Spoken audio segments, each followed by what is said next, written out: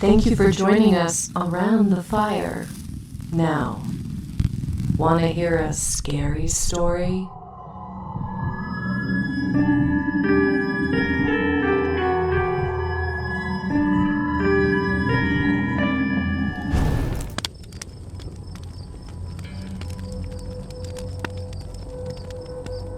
Whatever hour you woke, there was a door shutting.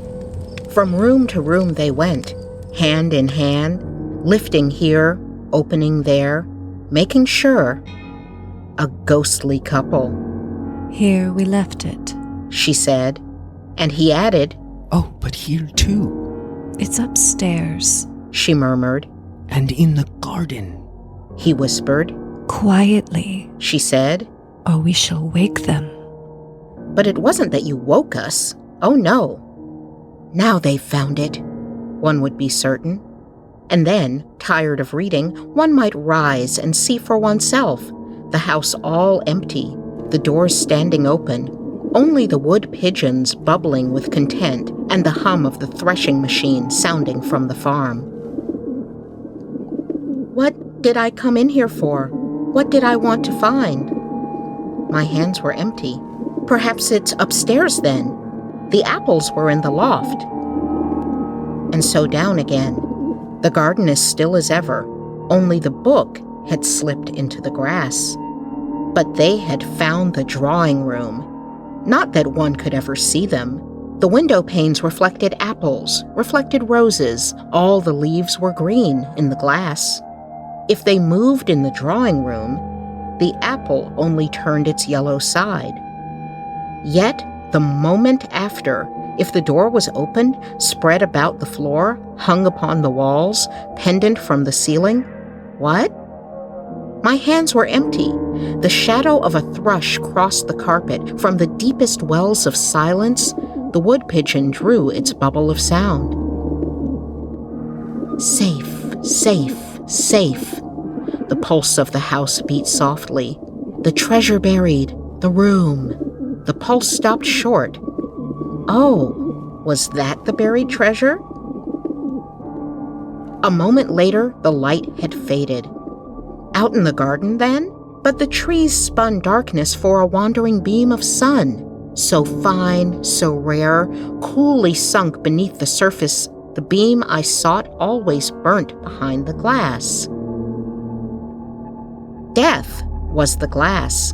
Death was between us, coming to the woman first, hundreds of years ago, leaving the house, sealing all the windows. The rooms were darkened. He left it, left her, went north, went east, saw the stars turned in the southern sky, sought the house, found it dropped beneath the downs.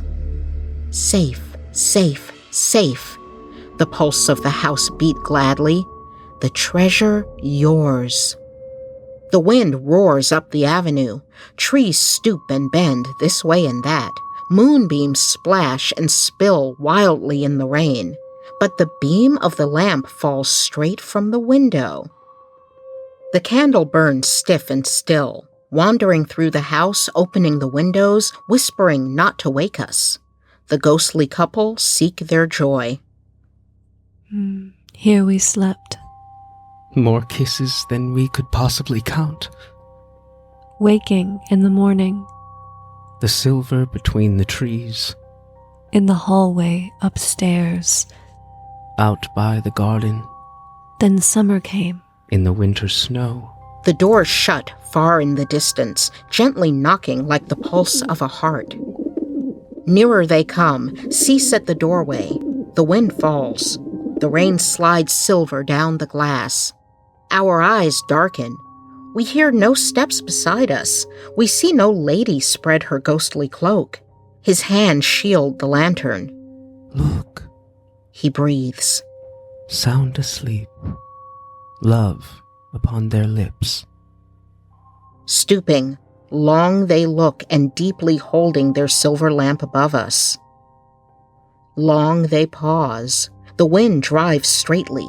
The flame falls slightly. Wild beams of moonlight cross both floor and wall and meeting.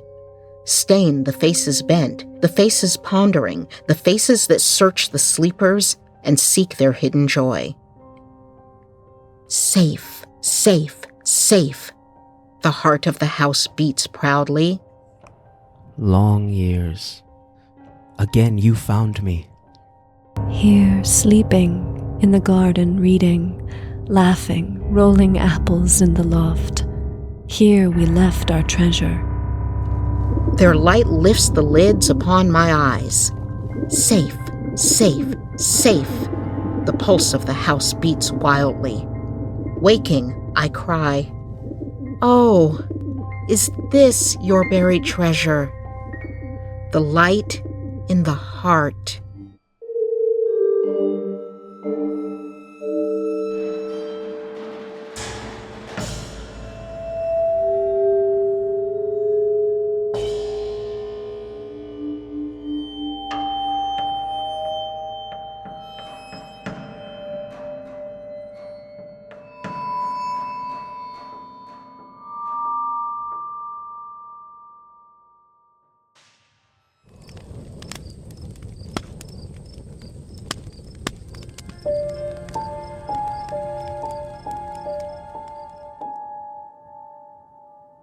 It was a few nights before Christmas, and the locals were busy making extensive preparations for the festival. The narrow streets, usually thronged with people, were now almost deserted, and the last shops open were rapidly closing for the night.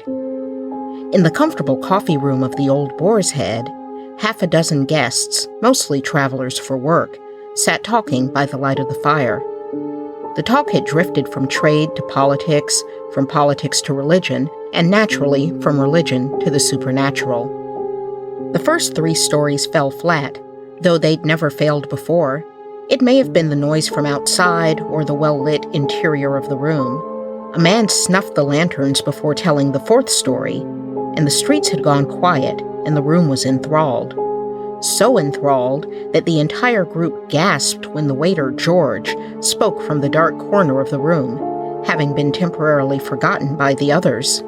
"That's what I call a good story," he said in the low, flickering light of the fire. "But there's a ghost in this very house, you know."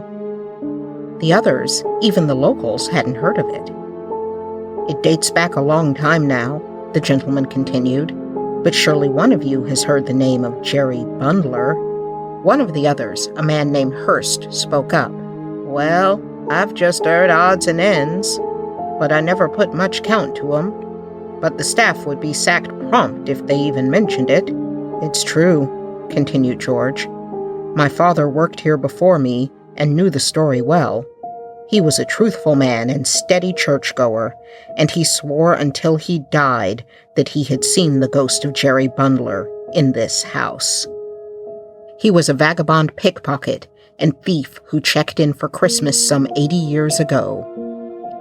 He ate his last supper right here where we sit and went up to bed.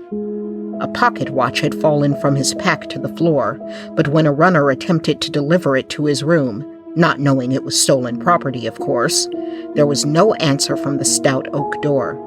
Assuming he'd fallen quickly asleep, they set the watch aside for him to retrieve at breakfast. In the morning, the man remained in his room. As the afternoon neared, the staff knocked on his door once again, obtaining no answer.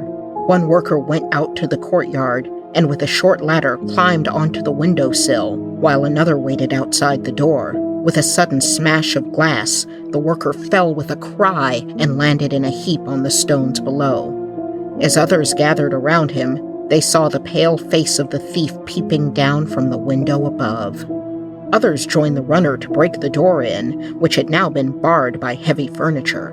When they finally gained entrance, the first thing that met their eyes was the man's body, dangling from the top of the bed by his own handkerchief. "Which bedroom was it?"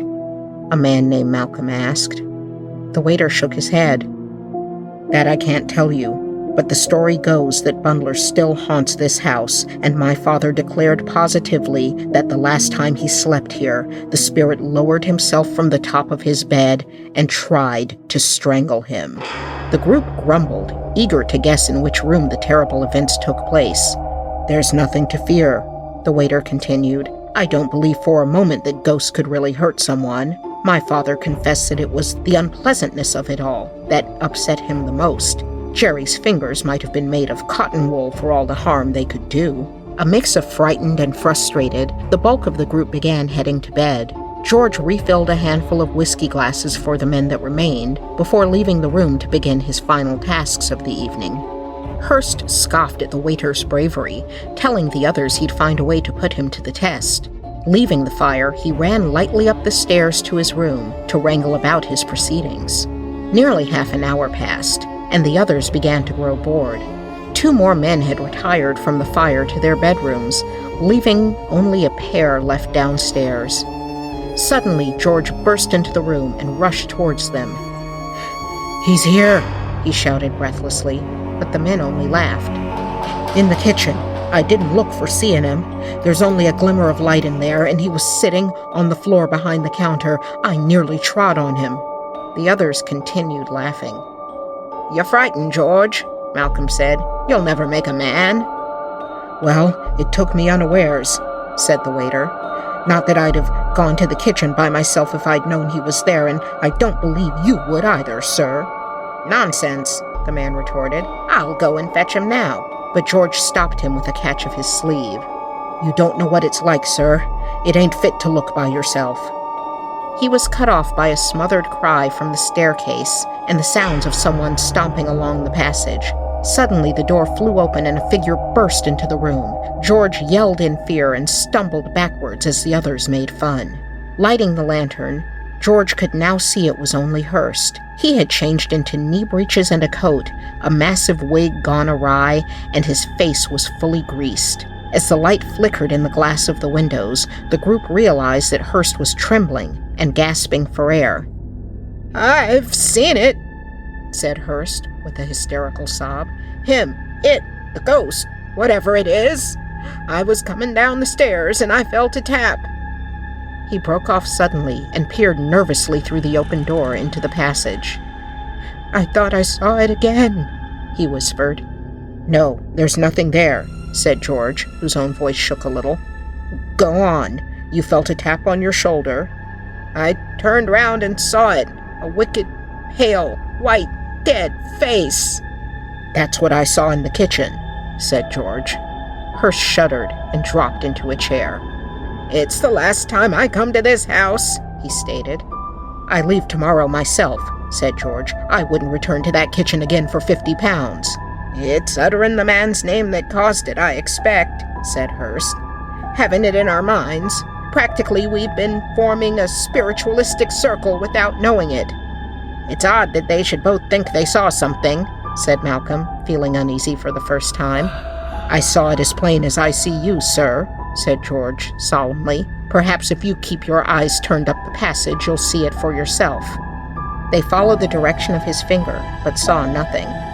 "We'll come down to the kitchen with me," said Malcolm, looking around. "You can go if you like," said Hurst. "We'll wait here for you." The stout traveler walked towards the door and took a few steps up the passage. Then he stopped. All was quite silent, and he walked slowly to the end and looked down fearfully towards the glass partition which shut off the kitchen. As he neared, he couldn't bring himself to go to it, and looking over his shoulder, rushed back to the room. "Did you see it, sir?" whispered George. "Nothing at all," said Malcolm shortly. "Even as I fancy seeing anything just now, I saw nothing." Hurst sighed and finished his glass of whiskey. "Oh, I feel better now. I dare say you think I'm easily scared, but you didn't see it." "Not at all," said Malcolm, smiling faintly despite himself. "I'm going to bed," said Hurst, noticing the smile and resenting it. He rose from his seat and bid the company a friendly good night. Having heard his door close, Malcolm said, "I never saw a man so scared in all my life. Sort of poetic justice about it, isn't there?" But as he looked to George and the others, he saw fear in their eyes. One of them asked if anyone wanted to share a room for the night. "I will," said Malcolm. The other man who remained, Mr. Leek, scoffed. "I don't believe in ghosts," he said. "If anything comes into my room, I'll simply shoot it." "Bullets don't pierce spirits, Mr. Leek," George suggested. "Well, the noise would certainly wake the whole house," he laughed. But if you're nervous, sir, the others will be only too pleased for you to sleep on the doormat inside their room, surely. If you gentlemen would only come down with me to put the gas out, I could never be sufficiently grateful." Malcolm and his newfound roommate joined him, peering carefully before them as they went. They snuffed the light without issue and returned to the lobby, extinguishing the gas there, too, and leaving the small group in the dim light of a single candle. Suddenly, they distinctly heard a step in the passage outside. It stopped at the door, and as they watched with bated breath, the door creaked and slowly opened. Malcolm fell back open-mouthed as a white, leering face with sunken eyeballs and close-cropped bullet head appeared at the opening. For a few seconds, the creature stood regarding them, blinking in a strange fashion at the candle. Then, with a sliding movement, it came a little way into the room and stood there as if bewildered. Not a man spoke or moved, but all watched with a horrible fascination as the creature removed its dirty neckcloth, its broken neck allowing his head to flop onto its shoulder. For a minute it paused, and then moved toward George with the cloth outstretched. There was a sudden flash and loud crashing noise, and the candle went out. In the pitch black, the men heard the sounds of a chair moving and something writhing on the floor. George struck a match and leapt to light the burner again. Malcolm felt ahead of him, touching the thing on the floor and finding it soft. With the candle lit again, he kneeled down and examined the thing, then rose swiftly, dipping his handkerchief into the water jug and returning to wipe away the white face. Leek's pistol fell to the floor as Malcolm sprang back with a cry of incredulous horror, leaning against the wall, deathly sick, and falling into the waiter's arms. Nobody spoke. They simply stared, spellbound, at the still, dead face of Hurst on the floor before them.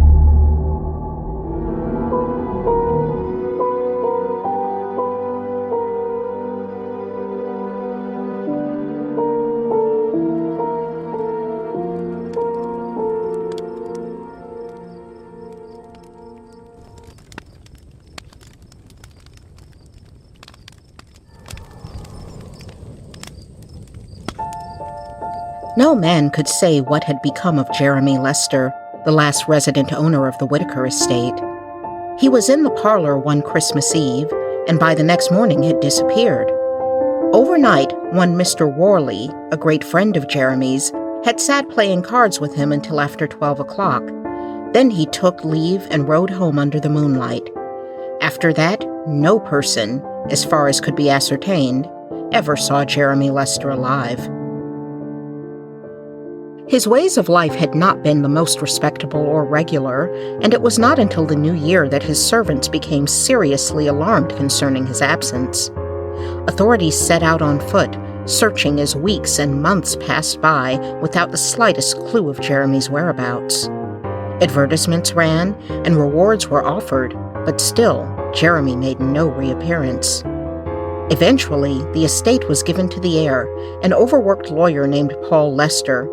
He took possession of the house in the dead of summer and settled in with his wife and her 4 children from a previous husband. But when the winter snows returned, he took his family back from where they'd come. He sold most of the land surrounding the house, boarded up the hall, hired a live-in caretaker, and never troubled himself further about the place. As time went on, people whispered that the house was haunted. The family had been living a life most only could dream of, and something must have caused the sudden departure. 41 years passed before Paul died and I succeeded to the Whittaker estate. There could not have been found in the world a happier pair than myself and my only sister, Claire. We'd never met the man, and what little we heard was unfavorable. At his hands, we'd never received a single benefit. Now, his loss was certainly our gain. The fortune, though, had been spent. Lester spent his years traveling and throwing lavish parties at his penthouse in the city. I quickly heard the absurd stories afloat about the house being haunted. Supposedly, Jeremy's spirit wandered the grounds, seen by poachers or playing children, or lovers searching for a quiet place beneath the elms. As for the caretaker, the third in residence since Lester's disappearance, he shook his head gravely when questioned. The first thing I did was proceed to the parlor, tear open the shutters, and let the bright August sun stream in upon the haunted chamber. It was an old-fashioned, plainly furnished room, with a large table in the center, a fireplace with a smaller table nearby, and chairs against the walls. There were figurines on the hearth, broken and rusty. There was a picture of some sea fight over the mantelpiece, while another work of art about equal in merit hung between the windows. Altogether, the room was utterly unromantic, and the ghosts flitted away as soon as I let the daylight inside. I made plans to redecorate, refurnish, and convert it into a pleasant morning room, and there were many other nooks and corners to explore, long neglected, filled with old chests and cupboards and the faces of our ancestors looking down from the walls. The overgrown garden, full of weeds, was filled with untamely shrubs and birdweed. There was grass on the paths and trailing brambles over the ground. Yet, the Whittaker estate looked quite pretty in its state of uncivilized picturesqueness. At the end of August, Claire and I decided on going abroad to take our long-talked-of holiday before the fine weather was past. We wandered the continent, seeing galleries in Paris, and became acquainted with a family after accidentally discovering that we were near neighbors back home. In fact, their property lay close beside the estate. Mr. and Mrs. Cronson were a delightful pair, and before long we were traveling in company. It was the middle of November when we arrived home to the Whittaker and found the place anything but pleasant. The walks were wet and sodden, the trees were leafless, there were no flowers. It had been a wet season, and the place looked miserable. The ghost stories we had laughed at while sunshine flooded in the room became less unreal when we had nothing but blazing fires and wax candles to dispel the gloom. They became even more real as servant after servant left us to seek situations elsewhere, when noises grew frequent in the house, when we ourselves, Claire and I, with our own ears, heard the trampling and banging that had been described to us. Being practical people and unlike our predecessors, not having money to live where and how we liked, we decided to watch and see whether we could trace any human influence in the matter. If not, it was agreed we were to pull down the right wing of the house and the principal staircase. For nights and nights we sat up till 2 or 3 o'clock in the morning. I read book after book as Claire engaged in needlework, with a revolver lying on the table between us. But nothing, neither sound nor appearance, rewarded our vigil. This confirmed my first ideas that the sounds were not supernatural, but just to test the matter, I determined, on Christmas Eve, the anniversary of Mr. Jeremy Lester's disappearance, to keep watch myself in the red bedroom. Even to Claire I never mentioned my intention. About 10, we each retired to rest. I noisily shut the door of my room, and when I opened it half an hour afterwards, no mouse could have moved along the corridor with greater silence than myself. I sat in darkness in the red room. When the moon rose high, strange lights cast across the floor and walls of the haunted chamber. But no sound broke the silence. I had dropped into a slumber when I was waked by the sound of the door softly opening. John, are you here? Said my sister, just above a whisper. I'm here, I answered. They're in the parlor. I did not need any further explanation as to whom she meant, and crept down the stairs after her, warned by an uplifted hand at the necessity for silence and caution. Dreamlike music echoed softly from the parlor, which we had left in darkness. Now a bright fire blazed, with flickering candles adorning the chimney-piece and the small table pulled from its corner, where 2 men sat playing cards. It looked like they'd just returned from a great party. The younger man was decorated with the costume of a bygone period, and powdered hair with lace ruffles on his wrists. His little finger wore a sparkling ring, with a matching diamond on the front of his shirt. There were diamond buckles in his shoes, and he wore knee breeches and silk stockings, which showed off advantageously the shape of a remarkably good leg and ankle. The man was Jeremy Lester, who had been missing for 41 years that very night. He sat opposite the door, but never once lifted his eyes. His attention seemed concentrated on the cards. In the doorway we stood, holding our breath, terrified and yet fascinated by the scene before us. The ashes dropped on the hearth softly, like the snow. We could hear the rustle of the cards as they were dealt out and fell upon the table, but there was no word spoken till, at length, the player whose face we could not see exclaimed, I win! The game is mine! But Jeremy took up the cards and flung them in his guest's face, exclaiming, Cheat! Liar! Take that! There was a bustle and confusion, and we could not hear a sentence which was uttered. All at once, however, Jeremy Lester strode out of the room in so great a hurry that he almost touched us where we stood, and trampled up the staircase to the Red Room. He returned with 2 rapiers, and they walked into the night air. We followed through the garden and down a narrow, winding walk to a smooth piece of turf, sheltered from the north by trees. The moon was still bright, and we could distinctly see Jeremy Lester hovering just above the ground. A handsomer fellow I had never beheld. When you say 3, He said at last to his opponent. 1, Began the man, whose face remained in shadow. 2, And before Jeremy had the slightest suspicion, the man was on him, plunging his rapier straight through his breast. Claire screamed aloud, and the combatants disappeared, and the moon was obscured behind a cloud. We shivered with cold and terror, but we knew at last what had become of the late owner of the Whittaker, foully murdered by a false friend. When late on Christmas morning I awoke, it was to see a white world, such snow as no person could remember having fallen for 41 years. When the snow melted away, we searched the property, and in a shallow grave within the plantation, Jeremy Lester's body was found. He still wore his diamonds, the grade ring sitting loosely on a rotting little finger bone.